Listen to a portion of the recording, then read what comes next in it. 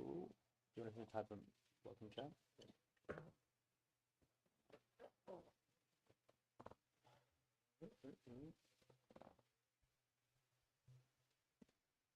Are we live?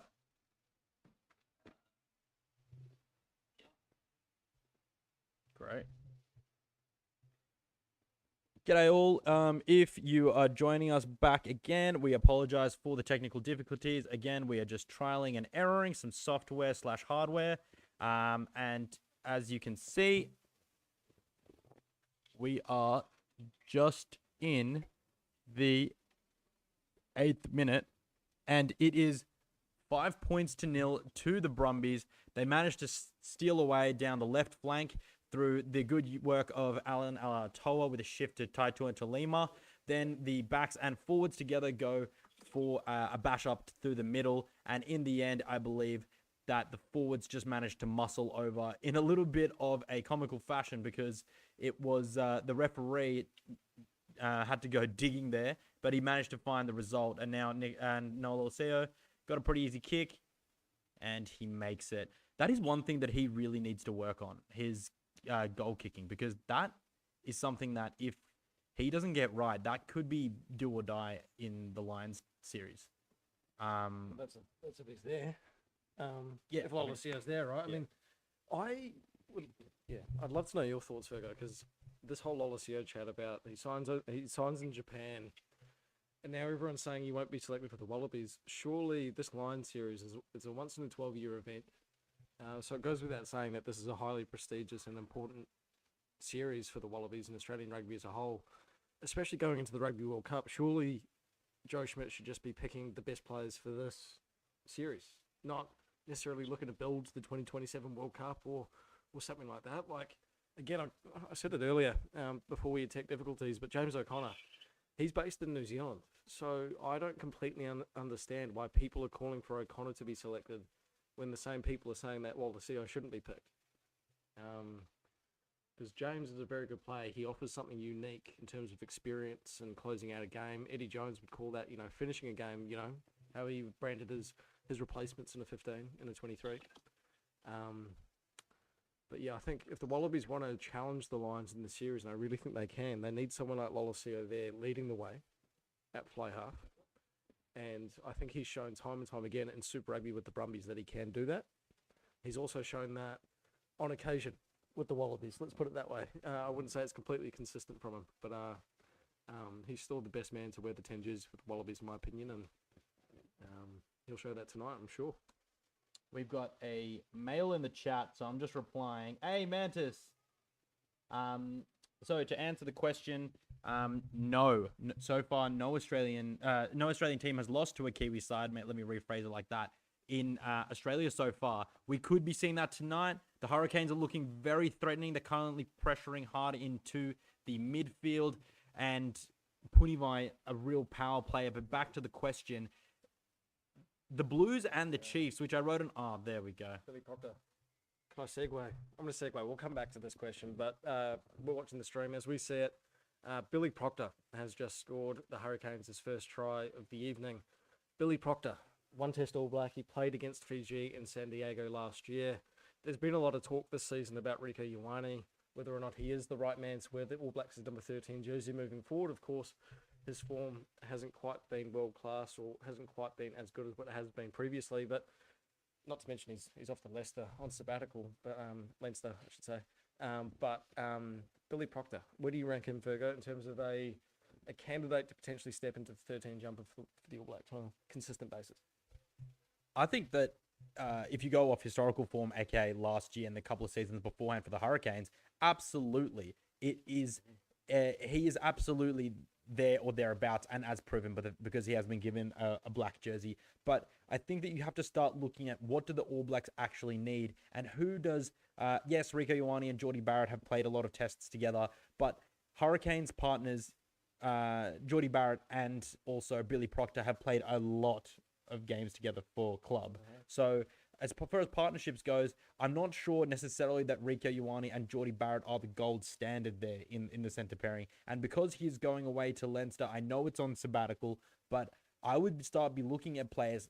If you're going off form, the person who Billy Proctor has replaced in this side, Balin Sullivan, extremely impressive. I'm not saying that he should go straight into the All Blacks, not what I'm saying, but just as off form.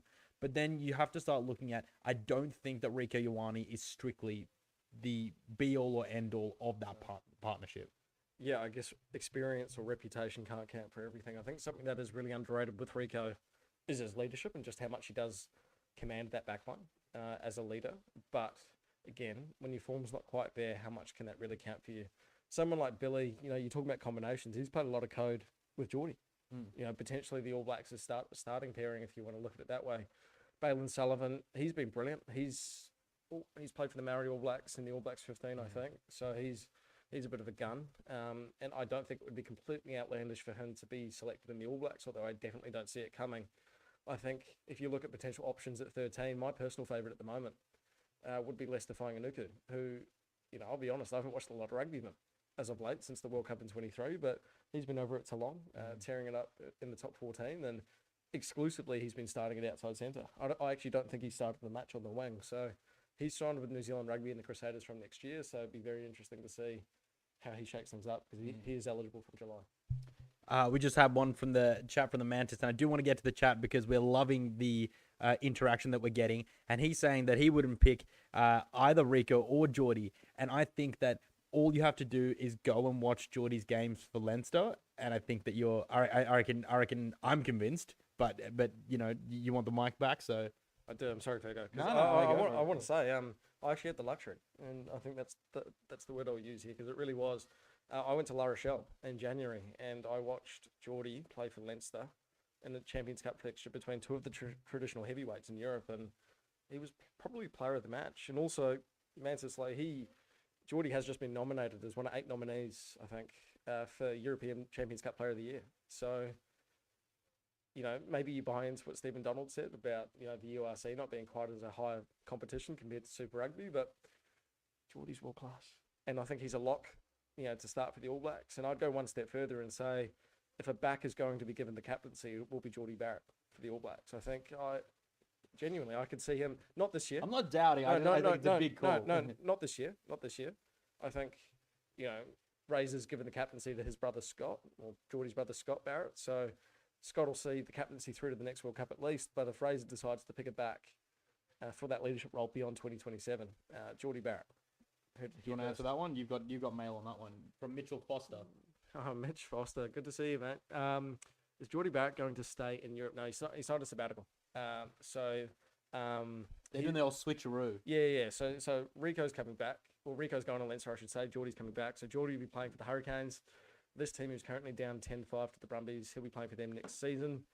Whereas Rico will go to Leinster. Very interesting to see where Rico lines up for Leinster. I think Geordie makes sense because he's truly world class at 12 or 15. But Rico, he's been a bit quiet at 13. Probably has to play on the wing, if that. Leinster, Gary Ringrose, they've got Henshaw as well. It's hard to see Rico lining up in the midfield.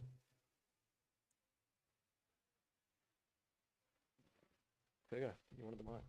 Yeah, no, I just wanted to say that if you start looking at someone like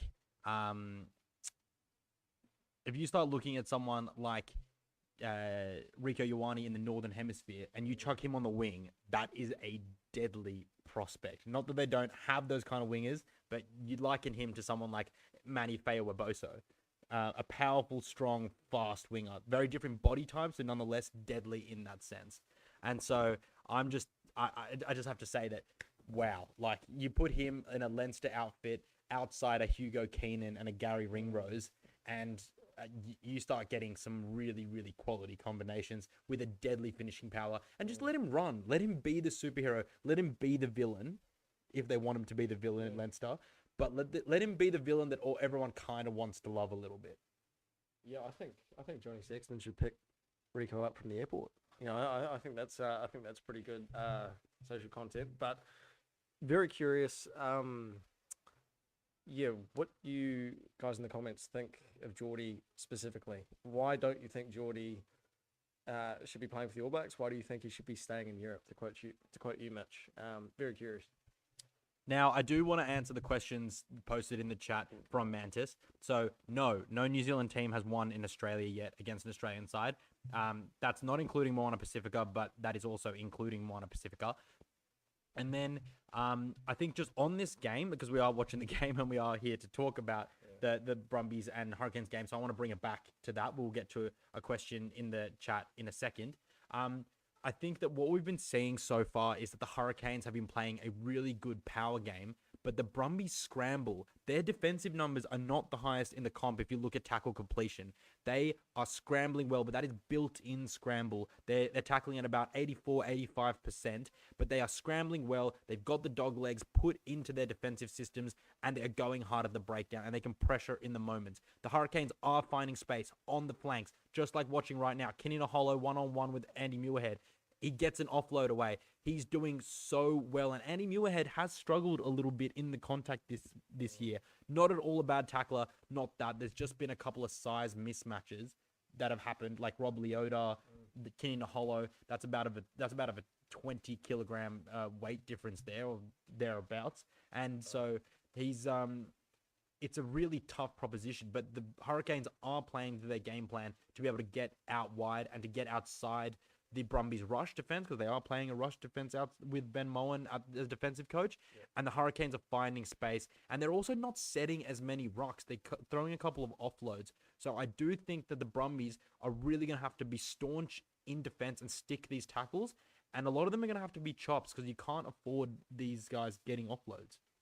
No, you can't. I think it's pretty trademark of the New Zealand teams, actually. You know, the way that they like to play. It's attacking flair.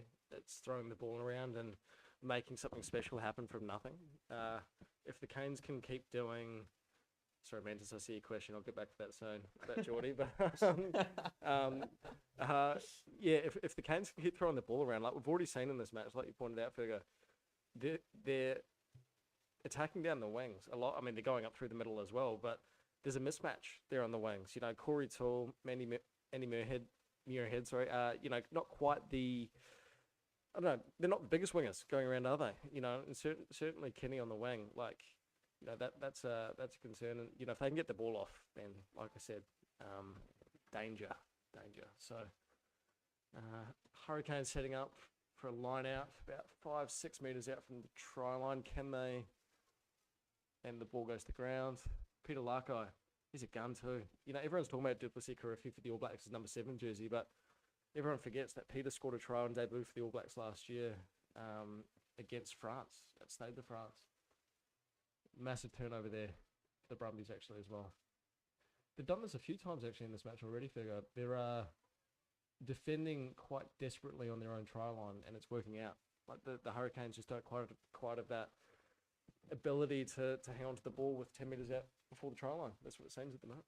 And that's what I was saying. If you just want to hold the mic there, I just want to read everyone some stats from the pre-game show that they weren't aware of.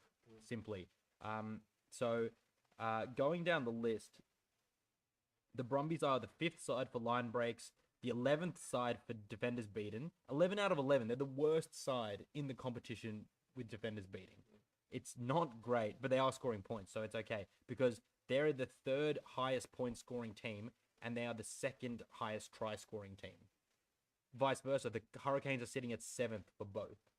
Yeah. But then if we go down to the defensive stats, they're both doing pretty averagely. So they're both making about the mid-table 6th, 9th tackles, but the Brumbies are only at 85% tackle percentage, which is the 9th in the competition, so 3rd worst. And the Hurricanes are at 86.9, so almost 87, but they're at 5th. So both these sides are not operating at, you know, untouchable levels. You wouldn't expect so where they're sitting on the table. But nonetheless, I think that if you look at these two sides, you're not exactly, you know, expecting those sort of figures. And I think that's what I was talking about earlier, about the Brumbies being able to be good at what they're doing, set piece and etc. But they're not these game breakers. They're not breaking sides open. No. They're doing it through smart, constructive play, and they're just simply going through them in the tackle. Onto the game, 23rd minute, which we're on right now, Billy Proctor again breaks a tackle. If he's in your fantasy side, which I hope everyone has updated because of the last game. So if you didn't, that's unlucky. He is killing it. Second game back, first start, he is killing it. Yeah, not surprised.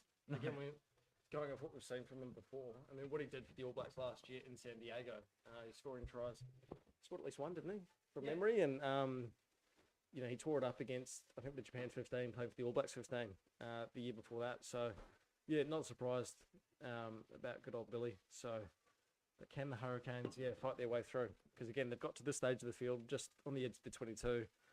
They've got here a few times already, so... you mind if I jump in here? You got to do a bit of a beer plug. So this is the bad boy that we're drinking, the Kirin Ichiban. This is the proper Japanese premium lager version. You can get the green ones, very common in Australia. Nonetheless, these bad boys, you can buy them cheap, you can buy longies. And can I pour you a glass? Sure, I appreciate that. Mitch, to answer your question about Ryan Lonergan, who does he... the question is, does Ryan Lonergan face the Lions this year? If so, in which games? He'll face the Lions when the Brumbies versus the Lions. Potentially the AUNZ 15. I'm going to caveat this. If Jake Gordon doesn't play a single minute of regular game Super Rugby, I reckon Ryan Lonergan is an injury cover. And depending on if there's a halfback injury, he plays one of those tests. I reckon that's the caveat. Because Jake Gordon hasn't played... He's played, what, like 80 minutes, if that? No, he played a couple games at the start of the season, I think. But not much. Yeah. That's my take. My take. Well, I mean, he's the first pick. He has been the first pick, but he's played no rugby. Yeah, I think... Yeah, I mean, time will tell as to whether or not he has enough time to get back up to match fitness. I'm sure... I mean, going off everything I've seen of Jake, like I've seen him running water, I think, and stuff. I can't imagine he's, it's not like he's not running. Contact's a different thing. But I actually think Lonergan's fallen down the pecking order. That is behind male. Teddy Wilson. That is male. There you go. Mitch with the Gordon goss. Mitch with the Gordon goss. Yeah. The man who is a proud Hornsby representative of the in the subbies in Sydney. He's got information on Gordon saying he came off gingerly on Friday. So I mean, I want to see him back. I want to see Gordon back, and I knew that he was going to play Shoot Shield, but that's a different story to playing Super. Yeah, it is. But I mean, it might set it back a few weeks, which obviously isn't good with the Lions too, just a couple of months away, a few months away. So, but I think, look, if Jake's not there, I think Tate's your starting 9 with Nick White off the bench. Or maybe call him a bolter if you want, but Teddy Wilson. I think he deserves a bit of praise here. Former Australian under-20s skipper. He's played Aussie Sevens. He's just going from strength to strength with the Waratahs and Super Rugby this season. I think he deserves some praise for that. Ryan Lonergan, very good 9. I thought he was unlucky, especially in that World Cup year where he was involved in a couple of Wallaby squads, but for some reason Eddie never picked him in the matchday team, and then. This is what I'm talking about. Sorry, at the time of watching it, guys, Kanina Holler's just broken right down the left wing. He's probably done that 3 times, but the Hurricanes are inside the 22 now. Great scramble from the Brumbies. It's the 26th, 47th, 48th, 49th second, 26th minute, 50th second. They're now going back down the right. They're really stretching them. Corey Toole is going to have to chase back hard here. It's Punivai in the corner, and Punivai looks like he has scored because he again is able to get around this Brumbies rush defense. There was cover there, it just didn't get across in time. But this is the threat when you're running a rush defense. You have to have those players behind the line that are creating that dog leg to really chase hard. And I did touch on Andy Muirhead just before and being able to he's been beaten a few times in contact. Lovely player, awesome bloke. Can't think of anyone else who deserves a Wallabies jersey more just based on raw minutes played and consistency of effort. But that defense is not good enough. That's 3 times tonight. No, it's not. Again, and we're still inside the first half, well inside the first half, right? So, dare I say that won't be the only time we see that from Kanina Hollow down the left wing. I think what's really interesting is there that if you're looking back the clip, you're looking at the replays. Noah Lolosio is in this defensive pocket here. He's tracking across, but he has to take Shields there because he doesn't know if Corey Toole is going to take that man. And I think the number one rule always when you're playing is you defend the man with the ball, unless you have confidence that someone is going to cover your inside. So Noel Orsio did what he did there. He probably could have afforded to put a bit of a bigger shot on Shields there, and that's something that he's got to work on. But I must say that if you go through defensive stats, his defensive stats as of round 8 were far better than any of the other 10s. I'm not sure what they look like now because it has been 4 rounds since, but defense is not his issue as a pertinent issue if you're looking about certain things. If you're looking at certain things to pick out of his game, defense is not necessarily the thing that you would say he's doing worse than the other 10. No, I think with Noah. Yeah. Yeah, I think Noah, the biggest issue with him is consistency. You know, we see it at super level where he is strong week to week, but last season with the Wallabies, you know, he was a bit hot and cold. That's but yeah, a player I want to highlight there actually is Riley Higgins. I'd say pre-game, I think, you know, he's an All Blacks candidate over the next couple of years. Nice in and away to get the ball off there and Punta by, you know, getting the chocolates in the corner as well. So but the Hurricanes, from what we've seen, deserve to be in the lead, I think. They've controlled possession and controlled the territory battle as well. Whereas I think the Brumbies are a bit reliant on game breakers at the minute. I think what we see just there is another thing which not necessarily worries me, but it's something that you really want to be seeing from a Wallabies lock player. Tom Wright is a lock-in Wallabies player right now at 15 because there's no other option that's standing up. You can play Suoliti there, you can play Callaway there, but neither of them has had big minutes there like Tom Wright, and Tom Wright has the experience both in the gold and the Brumbies jersey. But that option right there to run into heavy traffic in the middle of the field with no other players around him to be able to clear that ruck quickly. It's a great penalty from Ruben Love, about 48 metres out, directly in front, it looked like, but it sailed straight through the stick. So, yeah, Hurricanes race out to a 5-point lead. And that's off the back of Tom Wright just not picking the right option. If you're a fullback and you don't think that you can make at least to a pot of forwards or get surrounded by the players that you need support of to be able to clean that ball out, you need to be able to launch that ball high or kick it and plug a corner, because you are going to end up in some serious trouble like we just saw. And then they've got kickers like Ruben Love who can launch it from 48 meters out. This is championship minute rugby. For the Hurricanes, this is do or die. For the Brumbies, if they want to be a serious contender, they need to finish top 2, and that means winning games like this. Yeah, you got to defend your home court, right? You know, I think that's crucial. The Waratahs, they've done that this season. Too bad Super Rugby isn't always played in Sydney otherwise. If it was, maybe they'd be contenders, but I think they're a bit shaky away from home, obviously. Can we go to the questions? Yeah. Gold-blooded rugby. I just saw your question there about Matt Carelli. I think it's fascinating. You know, he's been sensational for the Western Force, and you can talk about, say what you want about his perceived lack of size and whatnot, but remember this kid, he was once compared to Kalen Ponga, coming through the ranks and in Toowoomba for Downlands College. He has been unreal, Mantis, but I think with really, you know, it's not like he's going to play against the Lions. You know, but it'll be interesting to see what a new coach does when and if they come into, when and if they do come in, well, after the Rugby Championship, right? Obviously, by all accounts, it seems like it's going to be Les Kiss from what we've all heard, but yeah, that would be quite the change. I mean, Tom Wright has been linked with a move abroad. I don't know if he has actually signed a deal elsewhere, but if he did leave, you know, does that open the 15 slot, or, you know, would a coach be more inclined to move Joseph Akuso-Suoliti to 15? So, if you watched the Blues game last night, then what just happened to Andy Muirhead there, sorry, while we were chatting, he has just been upended. He jumped into the contact, but he has landed flush on his face.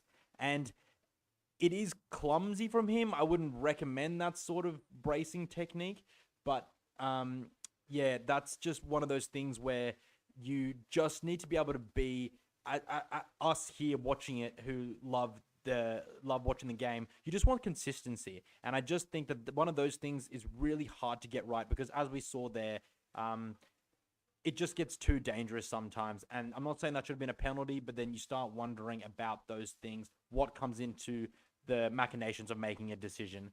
As we're speaking, the Brumbies have been able to steal a line out, and now they're hot on attack. And they are attacking just outside the 22. It's 32 minutes, 29 seconds, and they've just got themselves a penalty. They're dead in front. There's 8 minutes left to go. There's 7.5 minutes left to go. They're 3 points behind.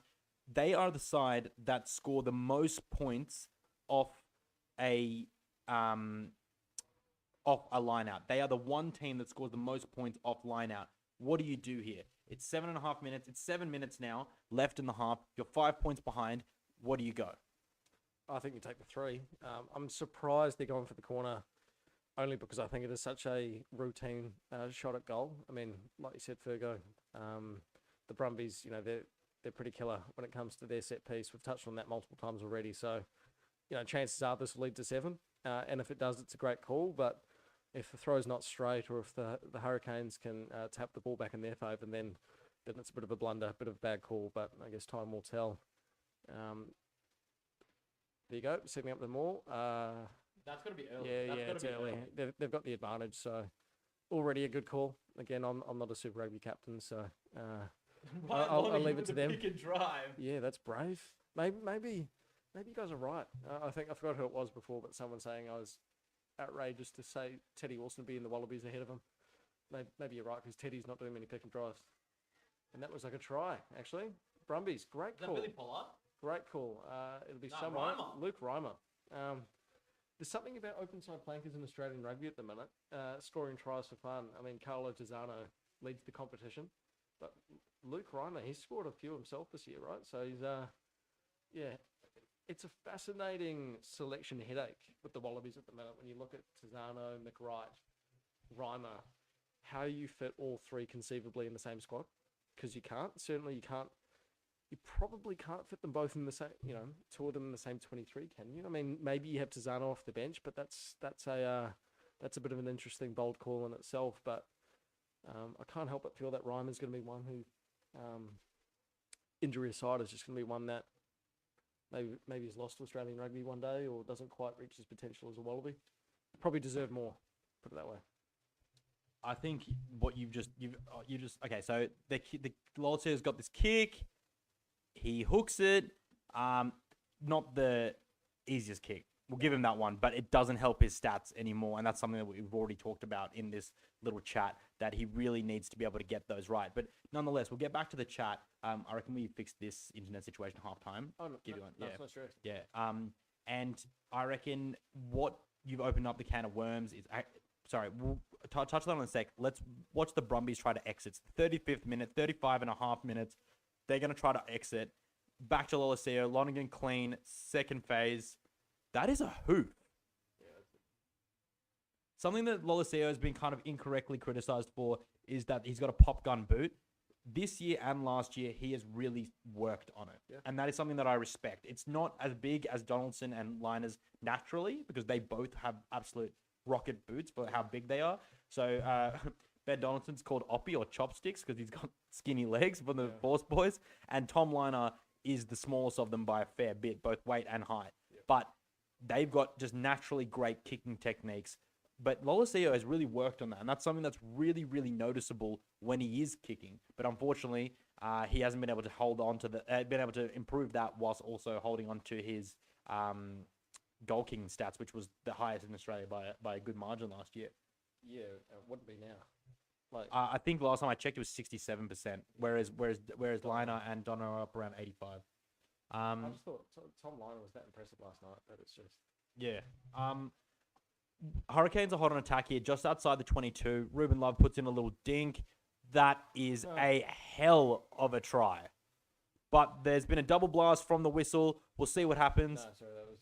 Straight up try? Oh, straight up try. Sorry, I thought I heard the double pump. Nothing wrong with that. That's a beauty of a try from the Hurricanes there. Was that Ruben Love? No, I think it was Harkin. Just watching the replay back. Oh, no, it is Ruben Love. Yeah, Ruben Love. Okay. So again, I called on him to step up as a 10 in this game. Puts a beautiful grubber kick through, an ambitious one. Harkin, quick pop pass to Kadina Hollow, and you're over for a meat pie. That's you can't really argue with that. My issue there is, why is Corey Toole so far back and so deep? Tom Wright, who's the fullback, is up in the line there. You're in the 22.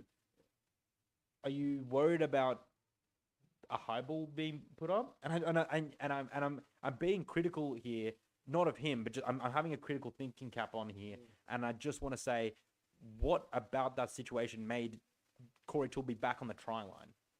Well, exactly what we just saw. No, like anticipating the possibility of a kick from the Hurricanes. Didn't necessarily have to be a high ball. It was a grubber kick, and those probably come off 1 in every 10 times, if that. It's pretty ambitious to kick the ball into the 22, and you're kidding a hollow with the celebration too. But exactly how they drew it up, right?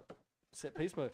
Is that Mantis calling for another forward pass? Yeah, like Mantis, appreciate the. I can respect the passion there. Yeah, the passion there. yeah. But I don't know what you're talking about for a forward pass, but I think I want to see you in the comment section every time the Hurricanes score a try. Heck, every time they score a point, so even if there's a penalty or a drop goal, I want to see you in the chat calling for a forward pass. Toole is always defensively frail. Do we have any other comments that we need to get to? So we're going Noah pulled it left again. Who would you play at 6 for the Wallabies? Yeah, Ooh, that's a good shot. I think I actually thought about this the other day. Now, What's the question? Who starts at 6 for the Wallabies? Yeah. And now this is presuming that Harry Wilson's at number 8. Now, presuming that Harry Wilson's at number 8, obviously Fraser's at 7. There's only one option at 6, and that's Bobby V. Rob Valentini has to start at 6. The bigger question is more so, does Harry Wilson start? Now, I think it would be chaotic for the Wallabies to drop their skipper, especially when he was one of 3, joining Mick Wright and Valentini, they were the 3 nominees for the John Eales medal last year. So, in theory, they should all start. Nick Champion, De Crepney from the Western Force, Bolter, even watching the game yesterday, I think his shoulders get bigger and bigger every week. Like the dude is a unit, and Who's this? Nick Champion. Yeah. If you could chuck Nick in the team in some capacity, then brilliant. Especially with Rod Leota going overseas, right? There would have to be a vacancy there. Wait, so what's your back row? Well, again, I think it speaks for itself. I think it's Valentini, McWright, Wilson. So Nick Champion, De Crepney. No, I'm saying he's a bolter, at best. But I don't think there's a place for him in that 15. Maybe a place for him in the squad. Maybe a place for him in the 23. But then, what do you do with someone like Carlo Giussano? Because I think they'll really want Carlo on the bench. Yep. In which case, you're not going to have Nick and Carlo both on the same bench. I want Carlo on the bench, but for me, the way that I see it is that McWright starts number 7 just based on precedent and based on the fact that that's his jersey for game 1, and then game 2, depending on how he plays, Carlo Giussano gets that jersey. If he doesn't, Carlo Giussano either starts or he's not playing. Vice versa. I don't see McWright and Giussano being in the team for this series, and it'll depend also on the weather. Well, I think they'll try though. I think it's going to be a pooper situation, isn't it? Pocock Hooper, like how they tried to fit those. The Macrano. The Macrano, I like that. Not mine. It's coined by Coco Show. I'm not taking it. Ah, damn. Okay, I like that. But I think the Wallabies will try. And it could be, like I said, a pooper, Pocock Hooper situation. I think my question for anyone watching the stream at the minute is if the Wallabies do drop Wilson to the bench, Harry Wilson that is, to the bench, have Bobby V at 8, someone at 6, maybe Nick Champion, De Crepney, and McWright at 7. Who's your captain for the Wallabies? And why isn't it Fraser McWright? Dude, he's dropping bombs. He just mic drops it. Okay, sorry. We're just going to get back into the game now because we've been chatting absolute yakka. But it's halftime. It is 20-15 to the Hurricanes. And to be fair, it's been completely their show. The Brumbies have played really well, but the Hurricanes have actually done an extremely good job at being able to expose the flanks, being exposed the rush defense, and they've been able to show it with variation. They've gone through and over Andy Muirhead. They've gone around Tom Wright or Corey Toole on the other, and they've also been able to go up and behind / through and behind with a grubber kick on Andy Muirhead's side. That is great variation. I don't know any side who can cover all those variations well over and over and over again. They've scored 4 tries. It is really impressive. What's not impressive is their kicking stats. That is no conversions. Good point. Very good point. Yeah, and that has to count against Ruben Love in a big way, doesn't it? If you can't kick your goals, then you're not going to be a starting 10 for the All Blacks. And I think it was very similar for was the game earlier today? What was the Moana. Moana? Yeah, Moana. I think William Havili missed all of his kicks against the draw. And they still won by a pretty decent margin. It was decent in the end, and probably I think Flattered the draw. yeah, a bit of a late fight back. When the game's lost effectively, but yeah, it's got to kick your goals, and that's the difference between teams like the Chiefs, the Crusaders. That's what separates them from the others in terms of championship pedigree. So, Hurricanes got to do better. Got to do better, Ruben. But If you're just joining us, we are so happy that you are on the stream with us. It's the first time. Myself, John Ferguson, and Finn Morton. We're both rugby journos. You can find us on X. You can find us on TikTok. You can find him on TikTok. You can find me on X. You can find us both on out and about on the websites that you love to read. That is Rugby News, that is. But we are here just purely because we love the game. We love to analyze the game, and above all, we want to be able to grow the game and to be able to bring you guys a different variation on content. And as long as that breaks you guys happy, then that we're happy with that as well. And also, it's just great to be amongst other rugby lovers, right? it is. No, mate, it's a passionate fan base of rugby fans in Australia, and I think that's part of what makes my job at RugbyPass. This show isn't connected to RugbyPass, but I'm a journalist there, and Fergo is a contributor. Writes a few pieces a week, which are some of my favourite. Yeah, I'll take that. yeah, it's but yeah, we're all about growing the game. So yeah, whatever you guys want to see, whatever you want to hear, let us know. But it's a big year ahead, and I think that's the most exciting thing about Australian rugby. Already in the comments, we're watching Brumbies Hurricanes, but we've spent probably 20 minutes talking about the Wallabies and what that's going to look like. That was the chat last night with Tom Liner, who was asked on Stan Sport whether, what would it mean to him to verse the Lions. It's all about the Lions. That's what it's all building towards. And, we want to make this a bit of a community. And, let's get people excited about the year ahead. And before we dive straight into the questions, because it's halftime, this is a great opportunity to get into the chat and really drill down with the viewers who are actually giving us great content and what to talk about, talking points. I just want to say that on this game so far, the rain has started to fall in Canberra, and that is something that's going to dictate how wide the Hurricanes can go at will, because a slippery ball is something that no one can control, and that's going to be extremely, extremely important. And for the Brumbies, they're going to have to consolidate their ability to just simply go through the middle of the Hurricanes. It's going to be really important to also muscle up. They've seen they've got good pay out of their driving maul and their line out. They need territory. They need the Hurricanes to make mistakes. They need it to be a kickable opportunity into the 22. Noel Olaseo, conversely, needs to be able to make those kicks extremely well and deep into the 22. And it's just going to be a little bit of a tit for tat to begin with. But the wetter this ball goes, the more restricted the Hurricanes are going to get. And I believe you have something that you want to share on your phone now. Always, mate. No, it's I will just say you're right, but I think the Hurricanes, what they have done so far is made the most of the conditions across the first 40, but they've also shown that they're lethal, and even if it does rain, well, they're pretty damn used to that in the capital, back in New Zealand. So I just want to reaffirm to everyone, or restate the situation of this game and what is at stake. The Brumbies are third on the ladder at the moment going into round 11. They've won, how many? Phone's glitching. The Brumbies, they're third on the ladder. They've been brilliant this season and definitely should be in the conversation a bit more for title contenders. No one wants to see an Australian. No one's considering an Australian side seriously, it seems, even despite what all four sides sitting in the top six for a majority of the campaign. So, but as for the Hurricanes, look, they're just outside the 8 on 18 competition points. The Waratahs are on 21 and 6th. So hypothetically, Canes win this, they move into the 6th. Their season changes. If they lose this, they're up against it. And you look at the games earlier today. The Fiji and Drua. It seems that their chances of making playoffs are done and dusted. We're at that point already. The Highlanders having another heavy loss. They lost heavily to the Chiefs the other week. going down to the Crusaders badly at home. They don't look like a team who can make the top 6 to me. But the Hurricanes, what a better way to make a statement than beating the Brumbies in Canberra, traditionally one of the hardest places to win in Super Rugby.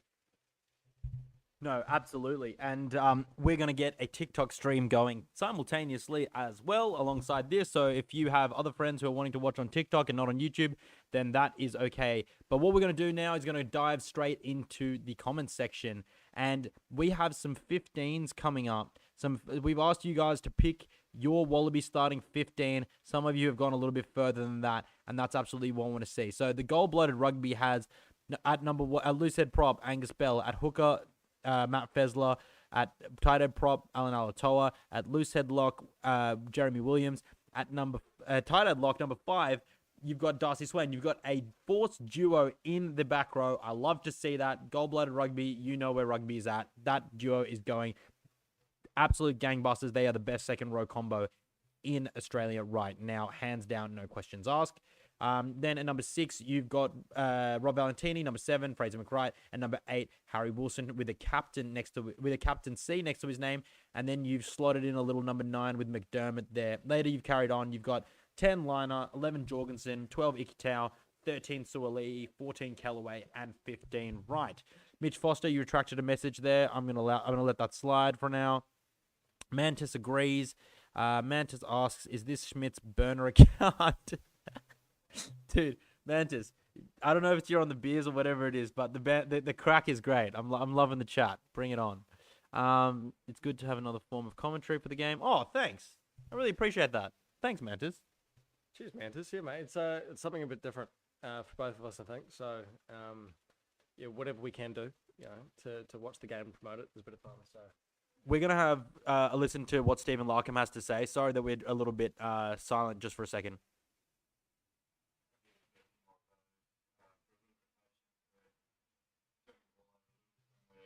Got to be journos, you see.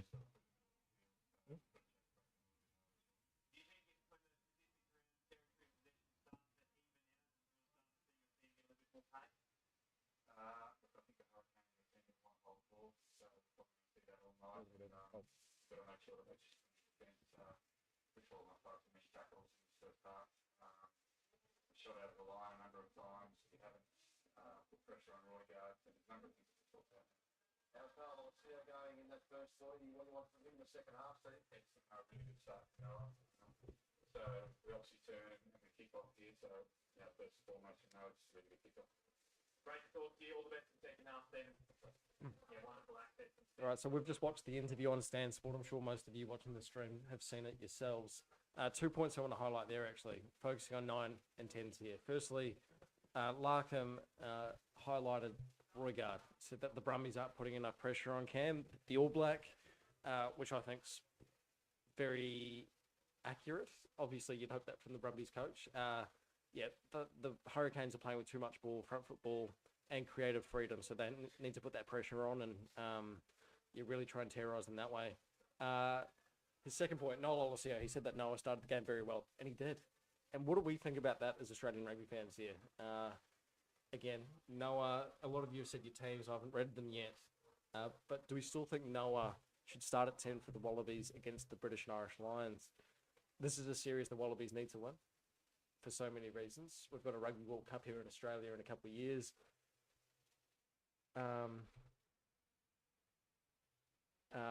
So I think absolutely crucial that Noah continues to play well and that he should give Joe Schmidt no excuse not to pick him.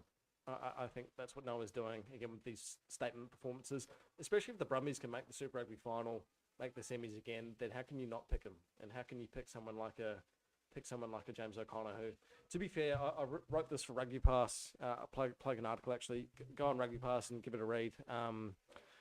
I just did a takeaways piece after the Crusaders win, and I referenced the injury to Taha, the first 5'8", and what that means for James O'Connor. James O'Connor's been a bench player up until this point, but surely with Taha out, James could be a contender to start. If not, he's going to have to support Rivers, Rihanna quite a lot, and that could propel him back into the selection frame. But anyway, Noel Olesio playing good code, playing well, happy with it at the moment. Yeah, absolutely, and that was something that Stephen Larkham echoed, as you probably already mentioned. But also what he mentioned was the defense, and he's not happy with that, and pressure on Roygaard.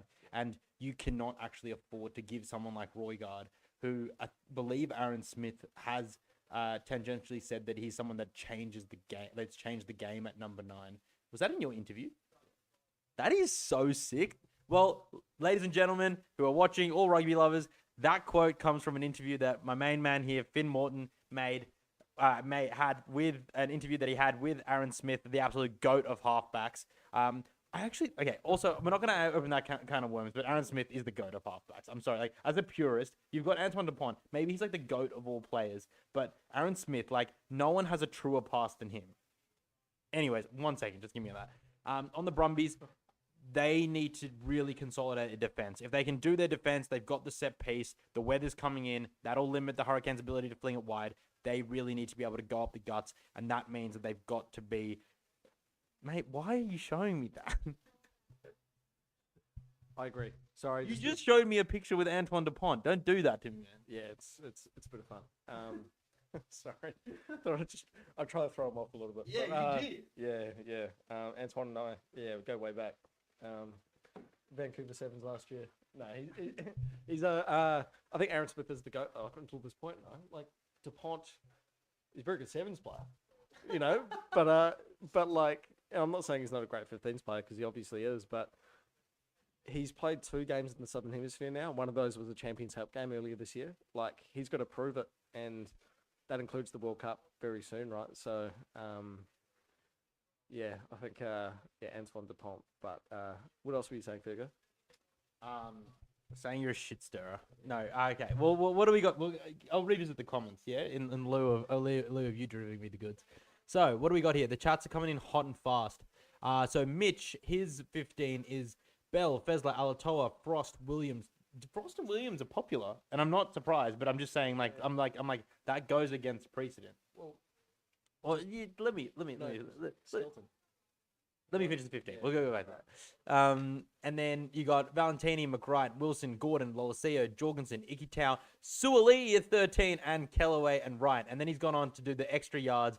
Mitch has named the bench. He's got Dolly. Nick Dolly. What the absolute bolter, the 1 cap England player in there. And then he's got Slipper. Pierce. That is outrageous. Mitch Foster, you are a Force fanatic. I'm pretty sure you wear a type of blue, but I'm not sure if it's that type of blue. Yeah. And you got Swain. Wait, did you already put Swain in there? No. Oh, you put Frost. Sorry, put Frost. My bad. Gleason, McDermott, Liner, Toole. I mean, it's a good side, but it's not. I don't know if it's the side that I picked, but I like it. And then, sorry, you were talking on Skelton. You were touching on Skelton. I actually didn't want to interrupt you, but I just think specifically when we're talking about the locks here, just because Joe Schmidt tends to not pick players who are based overseas doesn't mean that he never does. Don't forget about Will Skelton, who is playing for La Rochelle at the moment. Obviously, then you've got other players, Samu Karevi. Do we think about recalling someone like a Marika Korobetti? All options at the moment. So, yeah, Clark Laidlaw's being interviewed, so we'll go silent for just a second.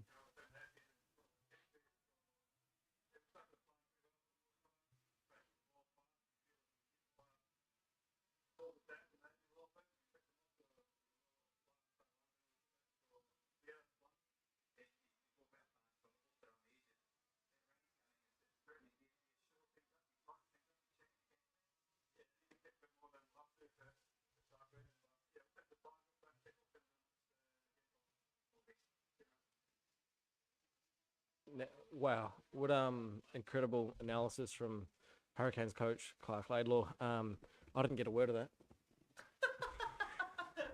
No, he's obviously got a very Scottish accent, right? But he's confident the Canes can continue to pick the Brumbies off if they go out wide. So interested to see how that plays out. The second half has just kicked off. How do you see it playing out, Fergus? Well, I mean, as I mentioned, Clark Laidlaw referenced the weather, and he said that if the rain comes in, they're going to have to start kicking more, but they're going to try to hold the ball in hand for as long as they can. Yeah. And that's exactly what you and I touched on, that they need to be able to keep the ball in hand, because the Brumbies, when they start to play tangential and fringe rugby, they are really finding themselves in a commanding position and able to put these Hurricanes under some pressure. So it is vital for the rain to uphold and for the Hurricanes to be able to keep their game moving and keep the ball flowing, because it is working and they are finding space on the wings. And that's a worrying side. But I think that what they have said is very much accurate to what you and I have talked about. Pace, commanding the territory. That was something they touched on in Stan, and that is something that you and I haven't really touched on. The territory and the that tackle from Noloseo on Kitty Naholo was decent. He didn't go anywhere. I mean, he got help, but he pulled him down. yeah.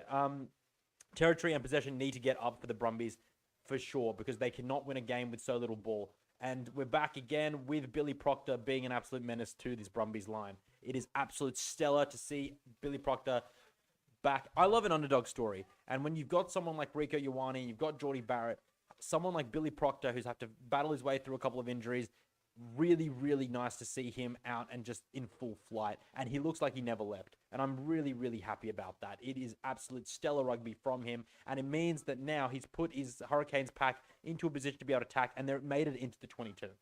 It is a stellar opportunity here.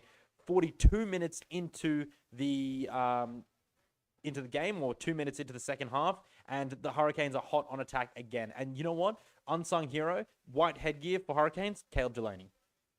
Yeah, I mean, I think with Billy Proctor, I don't know if I'd call him an underdog. I mean, I guess when you pit him against Rico Ioane and what he's done in the All Blacks, maybe, but clearly he's changed the Hurricanes since coming back from injury. Turnover ball, actually, the Brumbies kicking their way out of trouble. That's crucial. But yeah, Billy Proctor already changing things for the Hurricanes. If he can continue to do that, and they can make the top 6, then maybe they could shock a team or two. I'm saying that as a man who definitely wasn't born in Wellington. So yeah. Maybe what I'll do is I'll pause, because that's at 41. All right, we're going to just try something here. We're basically going to try and get... You want the stream linked up with the... Yeah, I'm trying to sync up with the RugbyPass, Facebook. We'll see how this goes. Has been caught up. Sorry about that. Tech difficulties team. If anyone's a tech whiz and wants to give us some pointers, then feel free. We're on. Yeah, no stress. Question for the chat. Who's your tip to win Super Rugby this season? I understand I'm talking to a chat full of Australians. Noah's done. Unless we're behind and Noah's actually injured. Oh, I thought no, he looks like stuff. I think it's just a general comment on his form this game. Right, Mitch, you're scaring me, man. I don't know if you're ahead in the stream or not, but genuine. That's wasted opportunity. Wasted opportunity from the Canes there, but penalty advantage. They take the 3. Look, they're ahead by 5 points. They've got a penalty, 15 metres in front. The wind is coming down a little bit. It is, but yeah, I think it's certain they take the shot at goal. This is what he's talking about. You're not wrong, Mitch. Yeah, mate. He recovered well though. I can spell tech, but that's as much as help as I can offer, lads. Appreciate it, Mantis. That's about on the same boat. But I think it's spelled beer. Yeah, Lola's here. Look, good thing that she's up and running, or walking around. There isn't too much of a lint there, so yeah, crucial for the Brumbies that he's there for the remainder of the game, let alone the rest of the season, right? Can you imagine? So we talk about the Brumbies as a top 3 team at the moment. If Lola's not there, that team, like, how much would that team struggle? The Brumbies without Noah at the helm. So yeah, good thing he's up and running. Not surprised the Canes take the 3. Now got an 8-point lead. So Mitch, mate, buddy. Yeah, like, how do I put this? Mate, like, you know I like you. We're mates. I get it. But I'm going to need you to select with your head over your heart on this one. I think another thing we're going to say here, Mitch Foster is a good friend of ours, and we love you. And you are here representing the Scrum Bags Rugby podcast, which I have guested on. Have you been on there yet? Yeah, I think so. Finn's guested on there, allegedly, according to himself. And we love that podcast. So if you want some more rugby content throughout the week, get onto get onto Scrum Bags and get them into your ears. And they do lots of good content on Instagram as well. So we love that for the universe and the happiness of rugby in Australia and rugby worldwide. And what we want to talk about right now is what Gold-Blooded Rugby has put to us. Is that top 6 predictions. I've made a video, which my most recent video, which is the power rankings video. If you go through about 13 minutes through that, I've created a whole table predicting about who beats who for the next rounds up until round 16. So if you haven't watched that, please go do and watch that. And then also, but we can rattle them off right now if you want to have a dig at it. I'll go first to give you a little bit of a time question without notice. I'm sorry. So I think that it will be Chiefs first, out and out. I think the Brumbies will be second. I think the Crusaders will be third. The Reds will be fourth. The Blues will be fifth, and the Force will be sixth. That is my final 6. So let's just rattle through them again. Chiefs, Brumbies, Crusaders, Reds, Blues, and Force. And that is with this weekend's results so far calculated in. If the Brumbies win this game... The Brumbies just scored. And we'll touch on that in just a sec. Finish it. Sorry. No.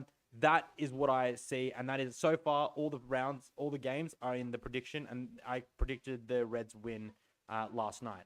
But yes, the Brumbies have just scored. Do you want to talk us through that? Yeah, well, I was probably in dreamland a little bit myself, trying to think of my top 6. But it looks like it's who fought their way over. Can you see that? It's a bit of a scrum there. No, Cheeky Lonigan? No, Ikitau. It's Ikitau. Exited Chief. So not really a Chief, but it's exited Chief. Soon to be. Yeah, good thing he's going on sabbatical. Heard that a few months ago that was the case, but glad to see that was how it played out. Invaluable to Australian rugby moving forward. But the Brumbies, now you'd think with a successful conversion, it's now 1 point game. So game on. If you're a Hurricanes man, again, I'm not going to say I am, but I might be. If you're a Hurricanes man, you're a bit nervous. I know, have I got the Shakespeare? Like, You tell me. no, I'm impartial. Always have been. So since day dot. So Noel Lacia looks like he's fashioning a right cut to his lip there. That looks nasty as. He's been in the thick of it. He's not shying away from it. He's come off worse for wear for it, but he got bent over his own angles a couple of seconds ago. But I think so. What we're seeing now, we're seeing Luke Reimer go off and Rory Scott in the 48th minute already. That's surprising, no? What Rory Scott brings is a bit more of a ball running threat. Luke Reimer doesn't have that in his game at all. I've never considered him a ball runner. He is an out and out turnover merchant. That's what he does. That's what he's there to do. And he's a good defensive player as well. Rory Scott, extremely good defender, and we'll see that coming up now into this play. But he has got a couple of steals, but he's not a turnover merchant. But that move is really... And we see Kinninaholo break through the entire side and shirk about 3 tackles. that's that left edge again. Right edge from the Brumbies' point of view. Yeah, they're left. I mean, it's got to be one of the teams left. Yeah, that's an issue. That's a serious point of concern. Yeah. Because He's clearly seen something. he's had free will down that left wing for basically the entire 80 minutes. It is. Yeah, it is. So that's a real concern. Oh, that's cheeky though. Is that a pick and drop? He picked that up from the base of the ruck. Yeah. Lonigan. I mean, Lonigan's a good defender. I'm not having a dig at him here, but like, you don't tackle Kin in the hollow around the shoulders. You go ankle and then you try to go a little bit longer again. Mitch, I see your comment about Lord Laurie. Something I want to reference, actually. I don't know if anyone else is aware of this page, but the Rashers Appreciation Society on Facebook. Now, I'm a professional journo, but I also love a beer, and I'm part of that Appreciation Society. And to my surprise, a couple of weeks ago, seeing Laurie Fisher posting a picture of himself drinking a beer, going, "Rash on, boys." real funny. Like, man, you would not get that from an All Blacks assistant coach or anything. So, who's defending Kinney? That is Andy Muirhead. So, yeah, that's a concern. But Kinney, again, I did a TikTok video on this the other day. The All Blacks depth at wing is incredible, and you think about someone like Kenny Naholo, who seems to be a fan favourite to be there in the mix, but I don't see it. But that's the thing, because when you when you consider the other options, Leroy Carter, Caleb Tangata, Timothy Tavanawa, he's a fan favourite at the moment, but I'm not 100% sold personally. But can Kenny find his way in? I'm not too sure at this stage, but That's probably why you up. Yeah. So Sapspit on. It'll be Sapspit on. The Kiwi taking on the Canes. Hawke's Bay. He played for Hawke's Bay. Yeah. I don't know. He still doesn't, does he? Oh. Oh. Out of nowhere, Roygaard's broken down the field, and he's found that man again, Kenny Naholo. Oh, he chips. Go Chip and Noah! chase. Chip and chase. Noah's gone for the mark. Kenny's clearly asking about whether it was an infringement from Tom Wright, but the referee seems unbothered. But how Cam Roygaard broke up field that easily? But that's that's a second chance there for the Brums. No, I mean you can't disappear in Tom Wright's situation there, and that's the rule. That's the common sense rule with that. But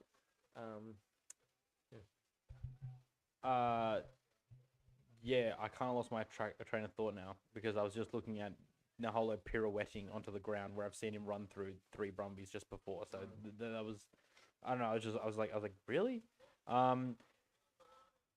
Brumbies need to staunch this momentum because the Hurricanes are now 30-22. It's the 52nd minute. They're confident and they need to be able to find a way to get back into this game. But again, they're losing the territory battle. They do not have the territory, and they are being pressured at the breakdown. And situations like, players like Duplessis Karifi, Brad Shields, Peter Larkai, they are finding access into this breakdown. And so they need to find a way to be much more clinical when it comes to this. But they also need to exit faster. They've just played 4 phases inside their own 40. And now Lola Seo has finally launched it at 52-40. And Punivai gets it. Now they're back in their 40. What are the Hurricanes going to do?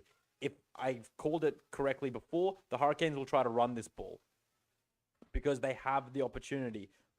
Harkins setting back into the pocket. Roygaard's setting up. He boxies.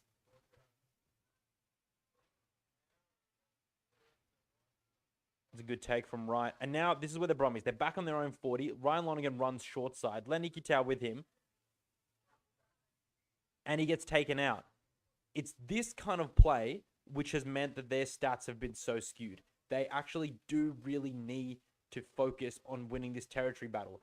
Like, this is a nothing play. I mean, that's a little bit almost gratuitous there from Iggy Tau, thinking he can take Roygaard in a 2-meter blindside. I just think that the Brumbies need to start playing in the right parts of the field, and they'll get it because they do have such a dangerous strike play and ability to score off line out, as the stats have proven. And again, the Hurricanes are able to play 1 or 2 phases and then plug the Brumbies back in their territory.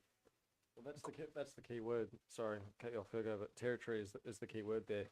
From about the 10th minute, if not a little bit after that, maybe the Hurricanes have just dominated the territory battle. They've controlled it with relative ease, and they've been able to run around, ramp it, free will, whether it's through the middle or down the wings.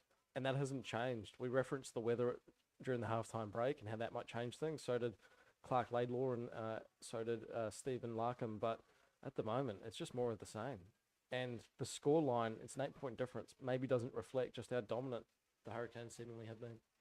No, and I think that's a credit to the Brumbies' defense, although be it, I can guarantee you they're not going to be tackling much higher than 85%, which has been their standard or their average for the year entirely. But they've really just got to continue to focus on being in the right parts of the field because they have the game to be able to upset this side. And now the Hurricanes have actually lost 20 meters in attack. The Brumbies' rush defense worked then, and they were able to put some serious pressure on them.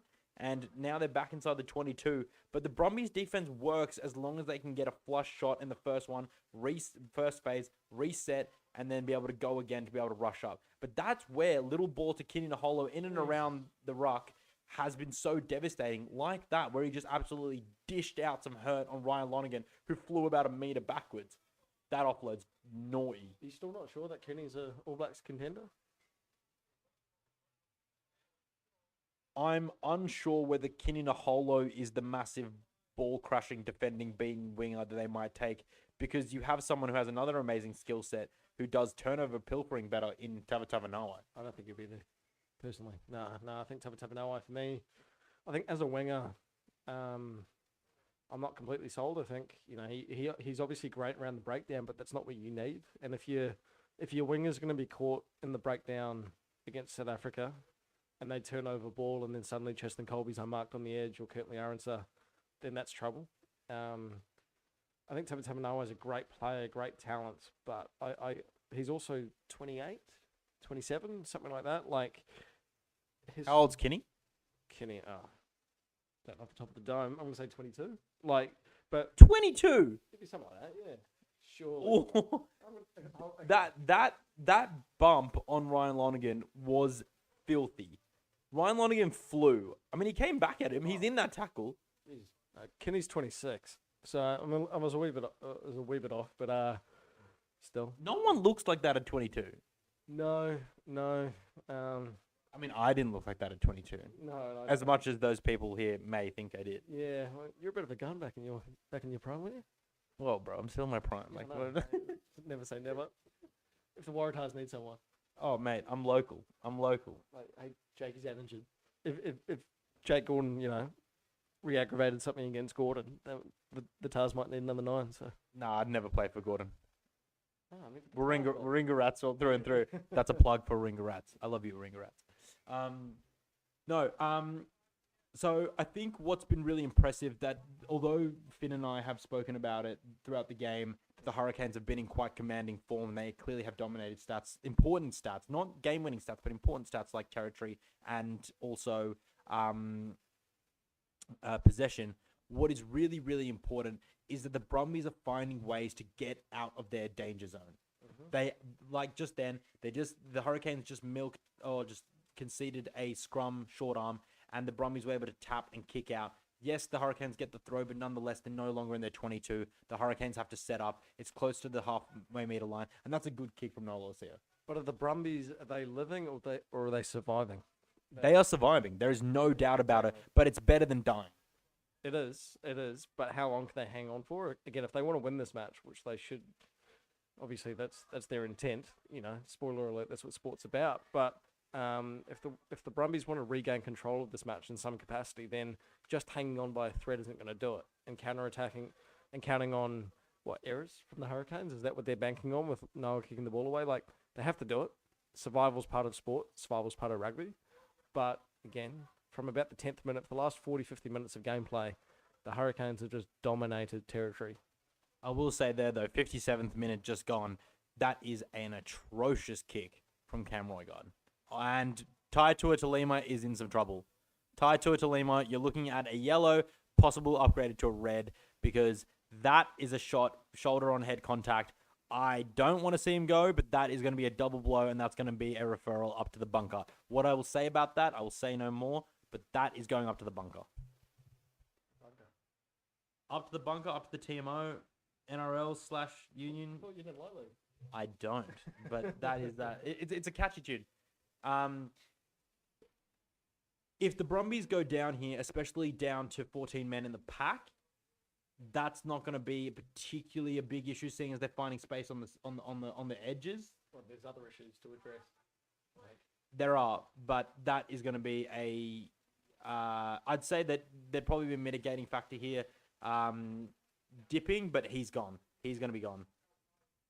Yeah, Tai Tuatulima just gone.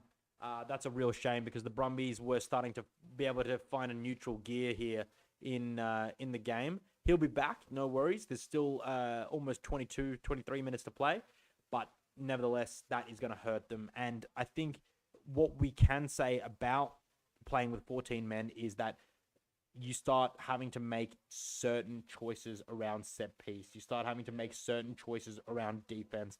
And that may actually have to force them to mitigate their defensive structure. And changing a defensive structure 57 minutes to a game can be dangerous. It can be, but it's not like these teams and athletes don't train for it. You know, they simulate these situations at training. So while it's definitely not helpful to go down to 14 men, it's not like they're not ready for it. So question there caught my eye. So gold-blooded rugby. Is Alan Alatoa a Wallabies captain candidate? He's captained the Wallabies in the past. So I think if it's not going to be Harry Wilson, I think it would be Alan most likely. You want someone who's going to consistently start, and I think that's the only question I have about Harry Wilson at this stage is, you know, people aren't still 100% sold on him being a Wallabies starter. And you can't say the same for Alan Alatoa, because at the moment he's a guaranteed starter, because I can't see anyone else keep throwing him a title prop. No. I mean, Temi Alatuba is not exactly knocking at the door at the minute. So, yeah, I think Alan, to answer your question, Alan probably the most likely candidate, if there were going to be any, to replace Harry Wilson. As we're watching it at the moment, the Hurricanes making their way deep into the 22. They're about 7 metres out, I'd say. But, man, the 6 phases in already, playing with plenty of confidence. Penalty advantage. The issue here is that the Hurricanes are having no opposition when it comes to the breakdown. There is no competition. They are having free will when it comes to running their phases. And it is so frustrating to watch because it's clearly a mindset, it's clearly a game plan, and it's clearly part of the defensive structure unless you have a go-to. But it's just frustrating to see that the Brumbies, who have been so good at turnovers, it's one of their strengths. I'll whip up the stats right now for you quickly, even though the Brumbies are in a perilous position here. So their turnovers won is 6.6. They are the side that is best. I knew it. I thought they were high. I didn't know they were the best. They are the side that get the highest turnovers won in the entire competition. And yet we are seeing here that there is a big issue tonight, particularly because the Hurricanes have made the breakdown their own space. That's their home. That's where they go to for their strength, for their drive. And it's so frustrating to see that the Brumbies are getting no pay out of an area of the game which they're clearly dominating otherwise.